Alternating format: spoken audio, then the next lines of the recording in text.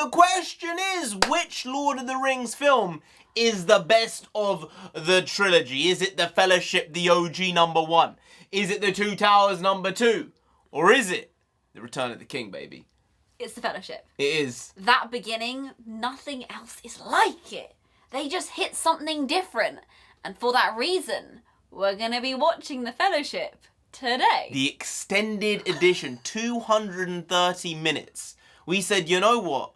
If we record this early, we can actually watch this and be in bed at a good time so we can carry on tomorrow. So that's what we're going to be doing right now. But I'm going to disagree with you. I would say The Two Towers is actually the best. Oh! Yeah. Oh, you know, I will admit that they're all such of a high standard that any answer between those three is a reasonable answer. No, you know, I think there is actually a wrong answer. What's the wrong answer? I think Return of the King is categorically the weakest of the three. I felt like you were going to say that, and I can admit that they did a spectacular job of finishing it, of ending it and doing it justice.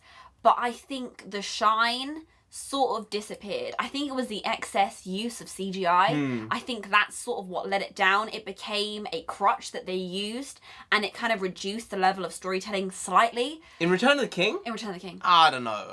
If you're talking about The Hobbit and that trilogy, I would agree with you 100%. That's to the extreme. I just feel like Return of the King wasn't really at the same caliber as Fellowship, as Towers, you know? I see it. But I will say one thing about all three of them, and that is the score, sublime. Next level. Delicious, absolutely delectable. I just pop that on sometimes, just for myself, just to get in the vibe, to feel like I need to do something. I'll pop on those soundtracks, and my productivity is next level when those are on. Uh-huh. Yeah? Aren't yours? Not really. No? No, I don't want to hear that. When I hear that, I want to go to war.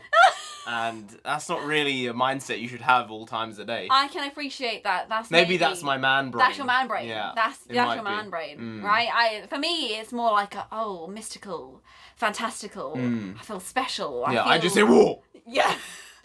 Helmsy, right, there you go. You took it away from me. You stole my words. You stole them. We got to do that thing called Fact of the Day, though. Page number 200. No, 199. Fact number 2. The Old Testament book of Leviticus forbids the eating of cuckoos, ferrets, camels, swans, crabs, frogs, chameleons, eels, hares, snails, lizards, moles, ravens, ospreys, vultures, lobsters, owls, storks, herons, bats, ravens, pelicans, lapwings, prawns, and eagles. You know, every time I thought you'd finish your list, you kept going. That's why I did it a bit slowly, just for that effect. Yeah, it had the intended effect. Uh-huh. I received that. That is a long, long list. But at the end of the day, if you were a hobbit, that would just be second breakfast.